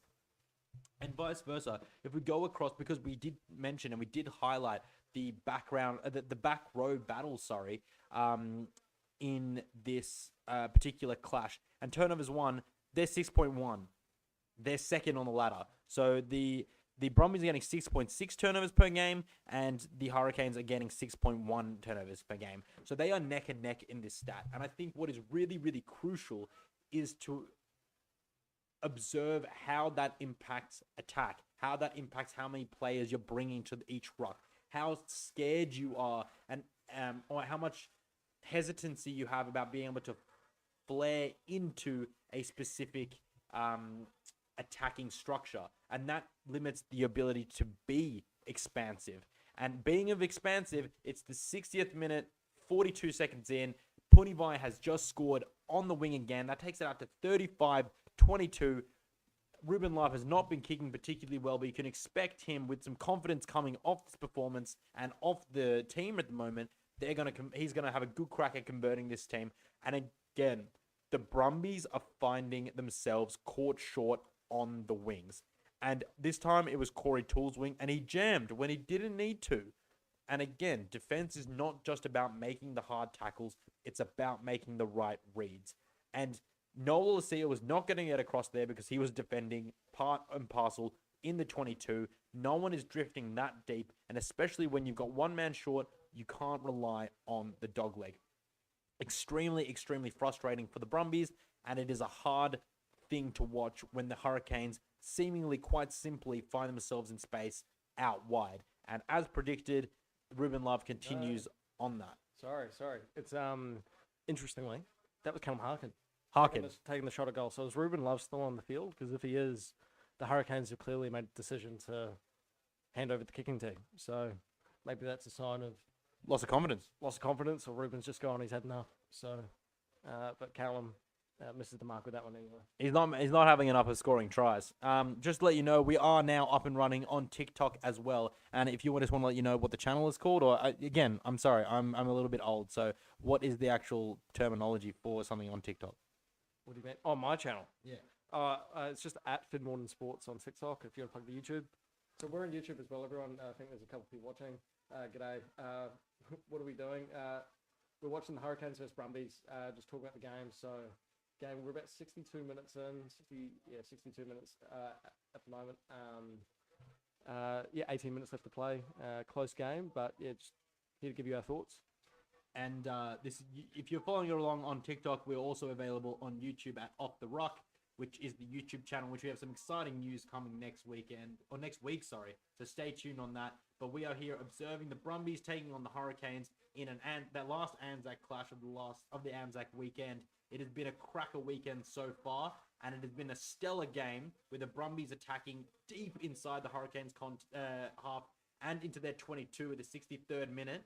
And it's really anyone's game at this point because there are enough minutes to be able to make this a really tight contest, boiling down till the end of the game. But Finn, I want to ask you, now we see that the Brumbies are trying their hand, they're trying to build phases, they want to be able to attack, and this is what they've needed. They needed territory and possession, and they've got both right now. What do you think about that? I think, well, you mentioned time being on their side, and I think it is the Brumbies. You know, they're down by 13, but, you know, if you look at the 16 minutes to go, you know, that ticks by pretty quick. And yes, they're making meters and they're finally, you know, wrestling back that territory battle. But they'll be pretty desperate to put some points on the board within the next 10 minutes, you'd think. Otherwise, the Canes, chances are they'll get their hands on the ball and they'll do something dangerous down the other end of the field. So, really have to do something here, I think. Yeah, absolutely. So it's the 64th minute. If you're just catching up with us, welcome. This is Off the Ruck with Finn Morton, and the Brumbies are deep on attack. They managed to get through 13 phases, but unfortunately the Hurricanes have just been able to disrupt that through a brilliant breakdown turnover they've been penalised for carrying and holding on to the ball in the tackle to Xavier Numia, the prop for the Hurricanes. And that is a real big dig at the hopes of the Brumbies to be able to make this a tighter contest, because it is now 16 minutes and they needed to score or something like that. No, they needed to make the most of it. And, you know, I think, unfortunately for everyone, you know, watching, whether it's on TikTok or YouTube, this is pretty... I think it's starting to look quite like that, you know, this really does look like a Hurricanes win in the process. I think time, like I said just before, is running out. Mistakes like that, or more so the Hurricanes pouncing on mistakes or pouncing on opportunities when the Brumbies are looking to try to make their mark themselves, that's key. And very quickly, this match is going to swing without a doubt in one team's favour in terms of a win, and that's going to be the Hurricanes. If they can hold out for about another 5 minutes here, then I think it's theirs to lose. As we've just seen now in the 65th minute, we've got Tucker coming on for Delaney, and I just want to again herald Delaney because he is a seriously unsung hero in the absence of Zach Gallagher, who I touted at the start as a really big impact player for the Hurricanes, because the second row is where they really do lack a little bit of that depth and that top-end class. They've got it in the back row, they've got it in the wider backs, but I don't think that it's somewhere that they've been particularly strong. They've got absolutely an amazing, almost an entirely All Blacks front row, or they have a All Blacks 15 and higher front row with Xavier Numia and Tyler Lomax and Asafa Omor. So the second row is really where they've been lacking, and Caleb Delaney, the white headgear of the Hurricanes, absolute stellar performance tonight. He's been integral to their go forward tonight. Yeah, I mean, 100%. I think it's nothing new for the Hurricanes either, that they've always struggled in their second row. I think in years gone by, they've had maybe a second rower who stood out and been elite, but it hasn't quite been a world-class combo. Like, even, you know, we saw it above. You know, you guys, what NZ side does Finn support? I don't support any Mitch. I'm a journalist. I'm professional. So that was just a comment on the YouTube stream from Mitch Foster. And if you guys haven't seen, then that is a Scrumbags member. Get on the Instagram, get on the Spotify and Apple Music, wherever you guys get your pod. They do a great job. We've both been guested on there. We would love to get guested on there again. So give them a listen. But that's Mitch's question for you, Finn, and you're being really nice and professional. mellow. Yeah, it's Hurricane. the Brumbies breaking up the field. Has that got a... No, that's not. Clayton. No, it is Clayton. You're right. Oh, he gets it back. So the Brumbies have just made an 80-meter swing in possession and territory. But then Billy Proctor, the man that we've been talking about all That's week, pretty all heroic. day, has got an intercept in his own 22. That takes guts, because if he doesn't get that 22 intercept, then all of a sudden there's a gap in the defense and they go through. It's a bit of a game changer, that, isn't it? And now they've launched it 80 meters downfield, and the Brumbies have to clear their line. Where do they end up? Well, I mean, we're now down near halfway, and I think it's Hurricanes ball inside the Brumbies half. Only just, though, to be fair. So, but damn, that's another... I wouldn't even say a half chance. It's like a quarter chance for the Brumbies, because this turnover is... I think it's Bobby V. So nearly made something happen. So that's a real shame for the Brumbies. But, again, Mitch, I'm definitely not a Highlanders fan. I'll get there, and without giving away my allegiance too quick, I'm not a Chiefs fan either. So,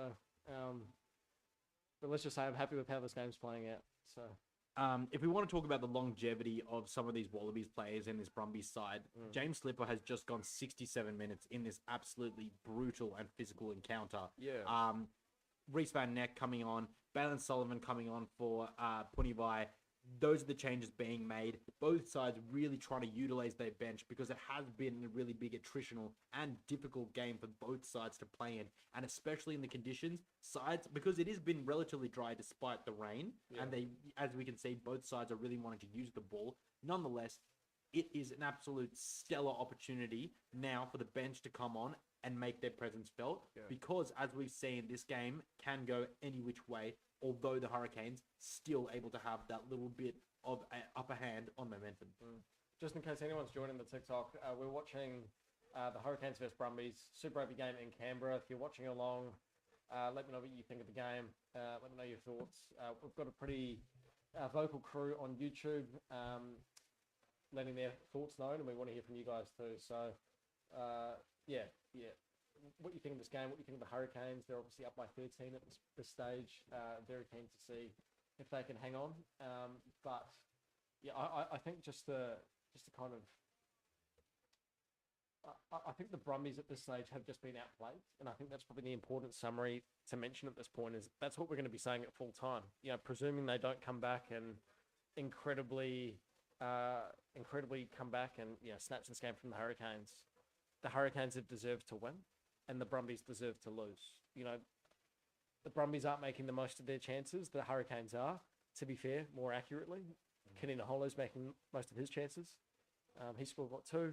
Almost at 3. Like, that's the difference, and that's what separates the best teams in Super Rugby Pacific. And I think the Hurricanes are a lot better than their position on the ladder at the moment suggests. They're 8th place standing.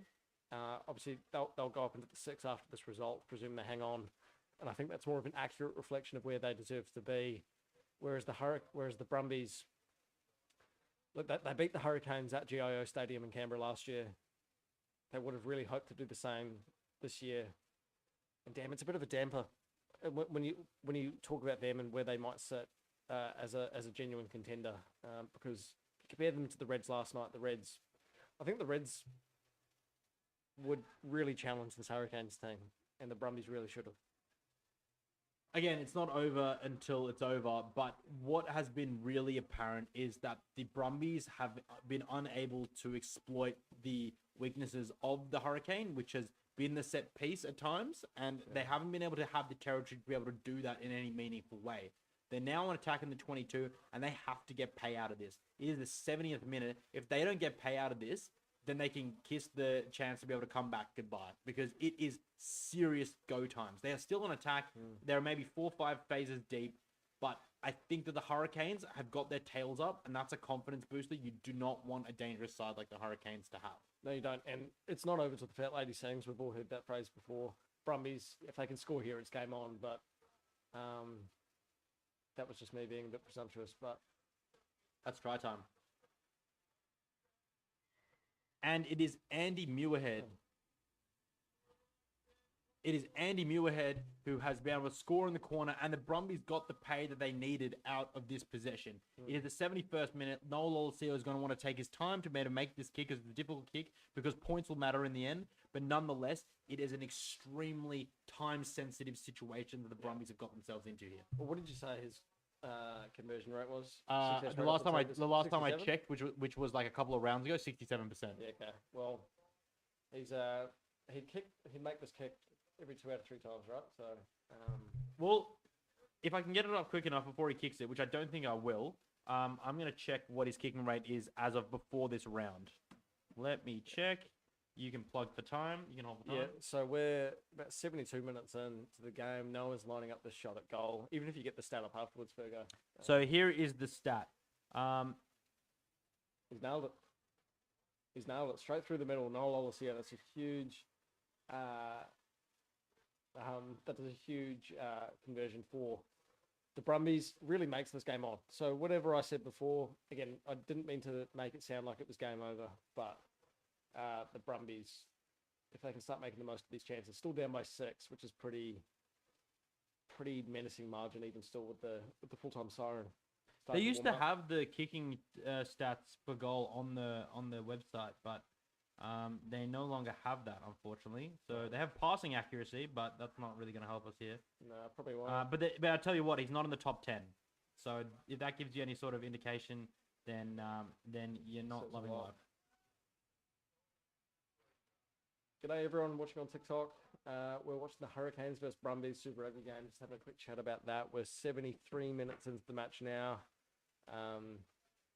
Keen to know your thoughts if you're watching along on Stan Sport yourself here in Australia or Sky Sport in New Zealand. Massive game for the Hurricanes. They need to win this one. As for the Brumbies, they sit in third. It's not going to drastically hurt their playoff chances or anything if they lose this match, but it's one they definitely want to win. So see how it plays out. Oh, that's clever. Mitch Foster with the absolute clutch stats for us there. 72.3% accuracy, 5% higher than what I quoted it at earlier a couple of rounds ago. That's great to hear for Noah, but nonetheless, that is well below what Donaldson and Liner are kicking out, which is around the 80 to 85% mark.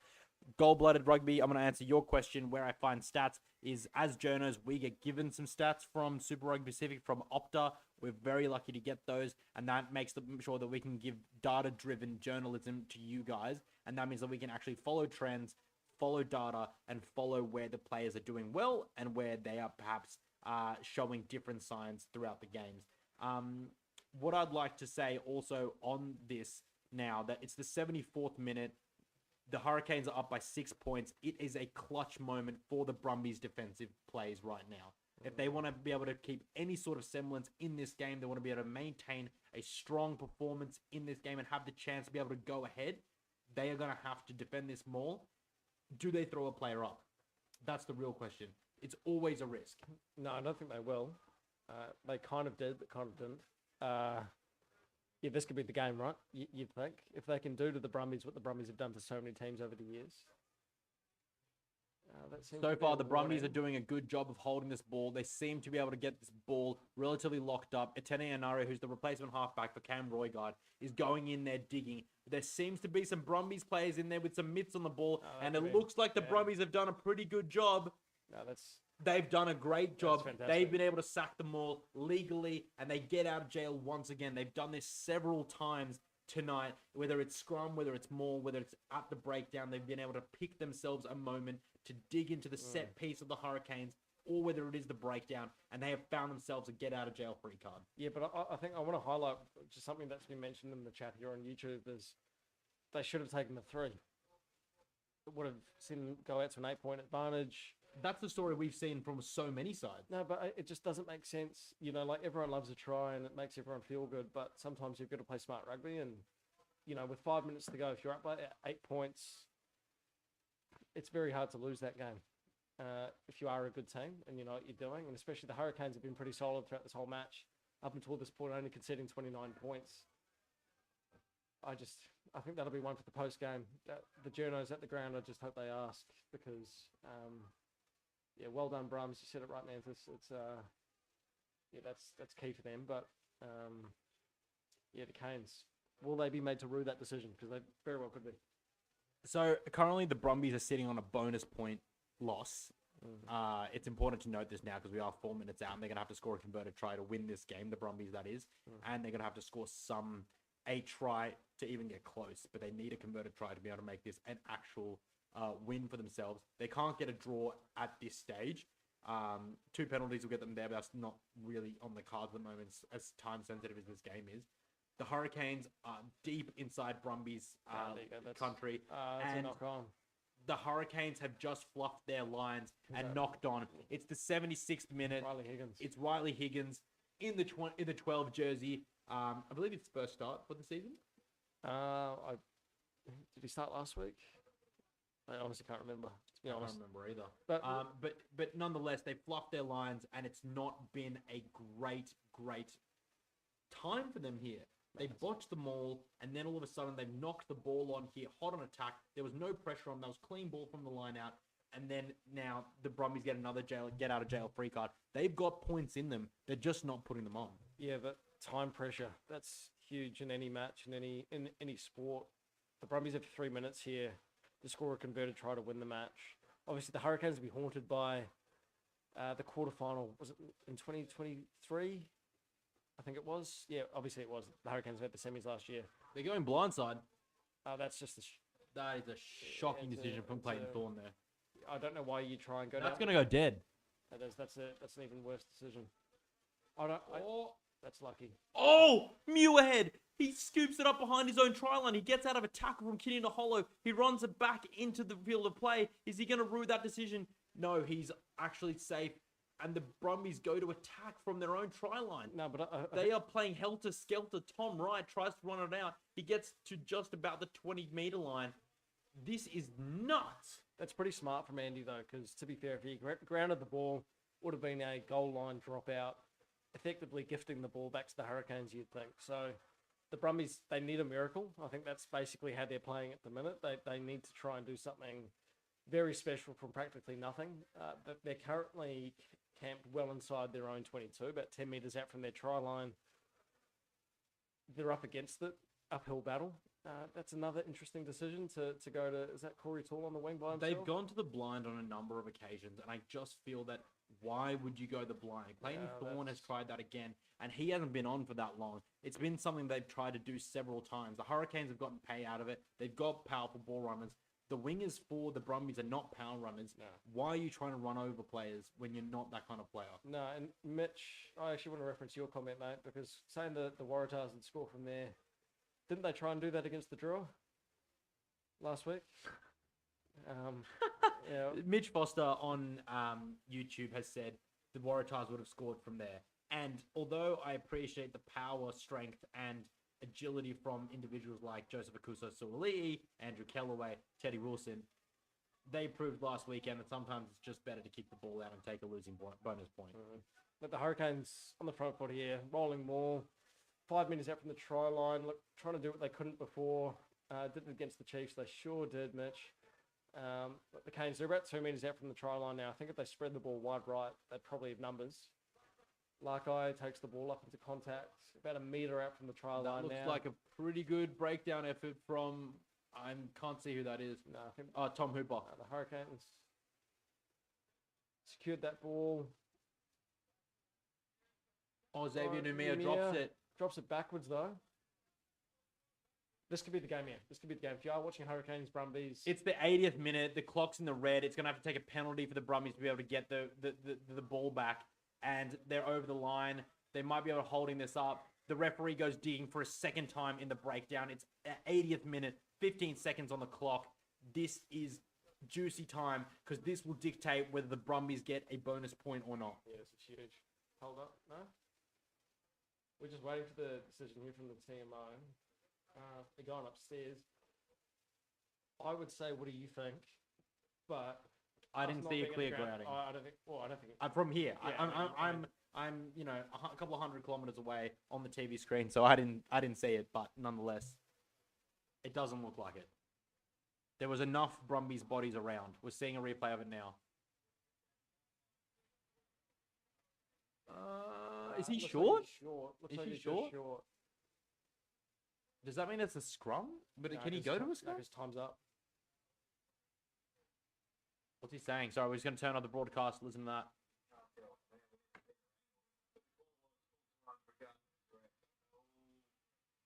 So the Hurricanes have won. The Hurricanes have won. It's a matter of whether or not the Brumbies get a losing bonus point in. No grounding. I think you're right, Mitch. Mitch Foster on YouTube says no grounding. We'll see what happens. No. It's no try. No try. The Hurricanes beat the Brumbies 35-29. Andy Muirhead appealing for a line dropout. That's not what's going to happen. It's game over. It's full time. That's curtains. Damn. Okay. Well, so just to reiterate that result, the Hurricanes have just beaten the Brumbies 35-29 in an Anzac weekend clash. Huge result for the Hurricanes. They desperately needed that after a super point draw with the Western Force last week. They're now back inside the top 6, I would think, on the live ladder. I will fact check that later, but huge for the Hurricanes, who, yeah, like I said, really needed that. Ruben Love at 10, Callum Harkin at 15, Riley Herhepper off the bench. As for the Brumbies, Fergo, a match they really would have expected to win if they are a genuine contender. Yep, absolutely. Just wondering, now we go into a full-on post-match review. The game's over. They can listen to the stand broadcast when they like. You ask me, what do I make of that game? And I just look at that and just say that it looks like a Brumbies team who just didn't quite get it right tonight. It was helter-skelter at times, but there were decisions that they made, like going to the blind, like not kicking for territory and getting into a kicking battle, and things like not committing heavily at the breakdown, which allowed the Hurricanes to successively and continually get their phases up and into motion. And we saw that they have players like Kenny Naholo, Punivai, and Billy Proctor who are so powerful, who are just able to get them on the front foot and have the skill to execute it. And although they could have had more points tonight, the Brumbies scramble did well. It wasn't enough. And I think the Brumbies will be extremely hurt by this loss. I think that's probably the best way to sum it up, though, actually, Fergo, is to say that the Hurricanes could have had more points tonight, and they probably should have.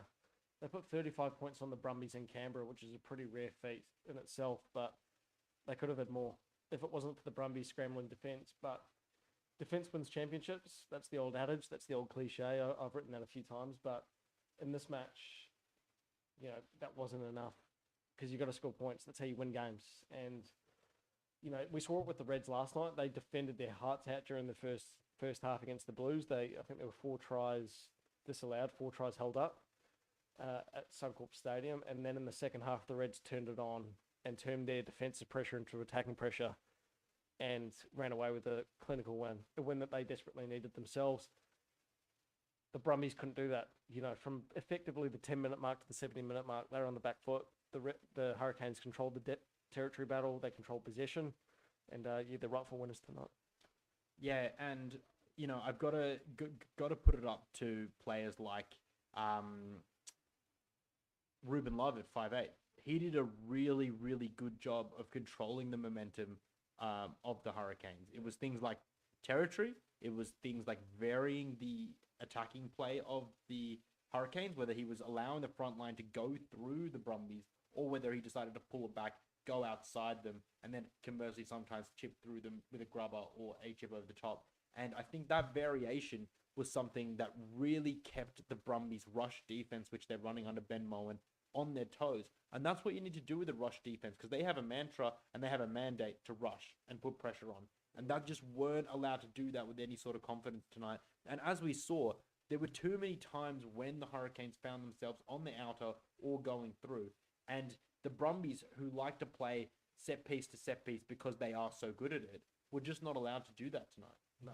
And yeah, I think this is one of those games that for the Brumbies, hopefully this is a catalyst for change in the best way. Like, can they learn from this and can they be better?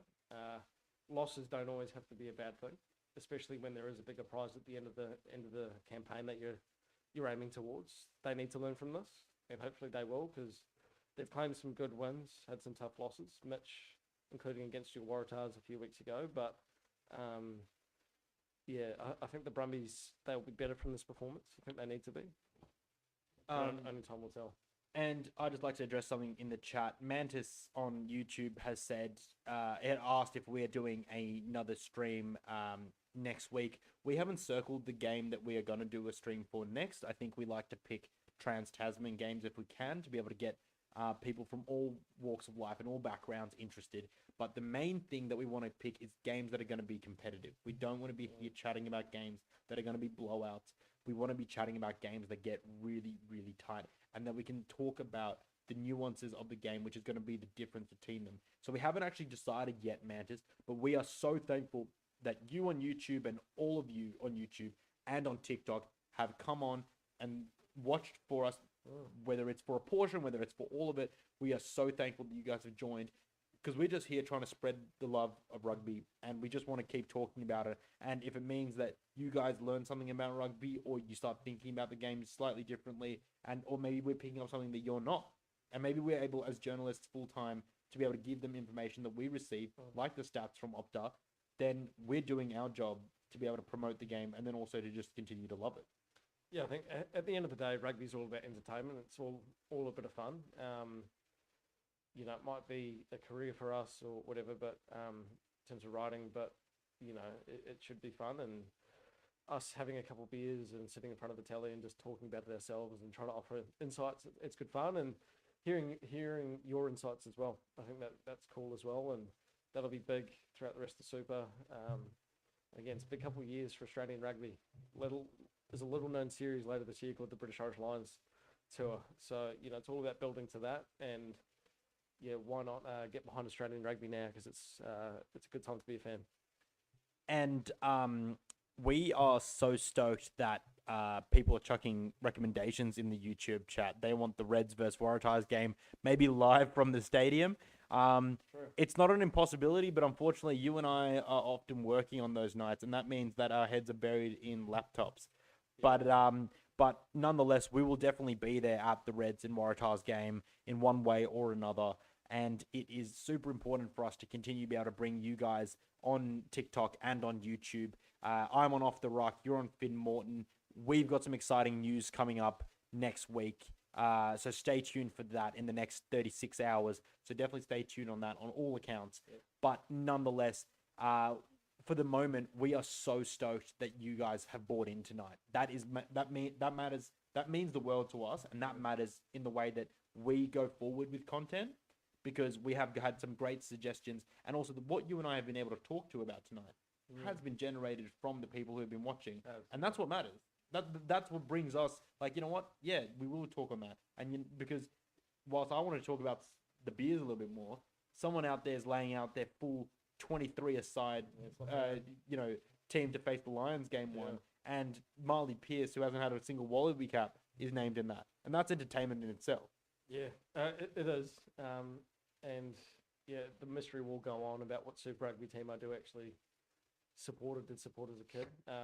That can just be something that we hold on to next week and maybe a bit longer, but yeah, we want it to be a discussion. It should be a bit of fun, and obviously TikTok's a bit of a new strand, but the YouTube, it's been a good hour and a half ish, 2 hours, whatever it's been good fun. And guys, we want this to be discussion.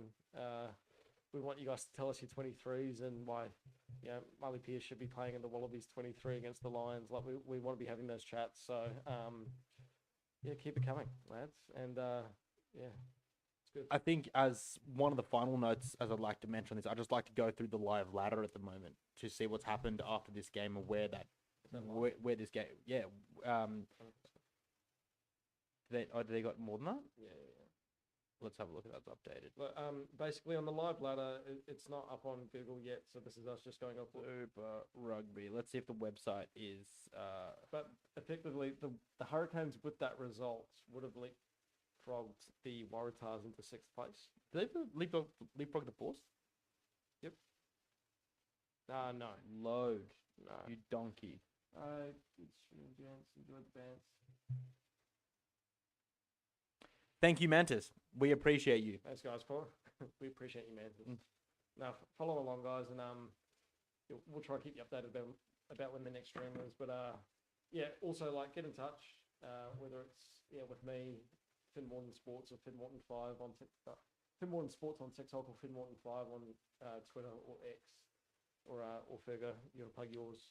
Yep. So John B Fergo on X. You can follow us both on our writings on RugbyPass, as we are both working for and contributing.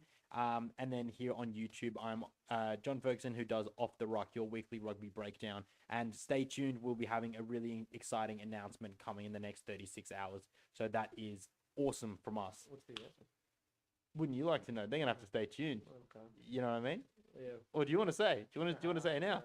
I'll build the suspense. We'll build the suspense. But again, TikTok's a new platform for me. That's really exciting. YouTube, you're on here now with me, so tonight, so that's a little bit different. But nonetheless, I think that's where we are going to leave it, despite Mitch Foster's on YouTube's best attempts to be able to say the Waratahs are going to finish first, second, third, fourth, fifth, and sixth, taking up the entire top six.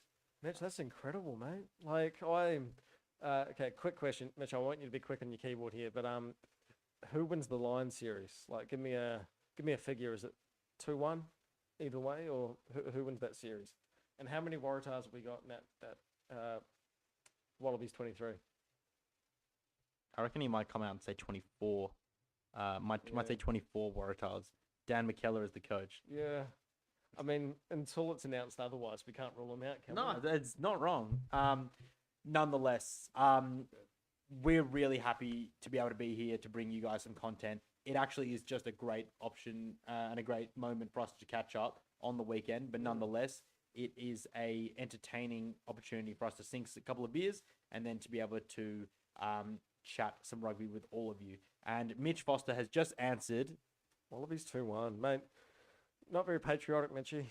I was expecting a 3-0, mate. Spurred by the Waratahs faithful. He's gone 5 Waratahs. That is sparing. That is sparing. I thought he was going to say 24. But nonetheless, I think we're going to end the YouTube stream there. The same on TikTok. I'm John Ferguson. This is Off the Ruck. Here in Australia, that's where we're streaming from. You can find me at John B Fergo on X / formerly known as Twitter. I hate saying that. And Finn Morton Sports on TikTok. That's probably my biggest platform at the minute. So try doing daily videos on that. Dad always said I had a face for radio, but giving it a crack. So we're having fun talking about rugby. For now, signing off.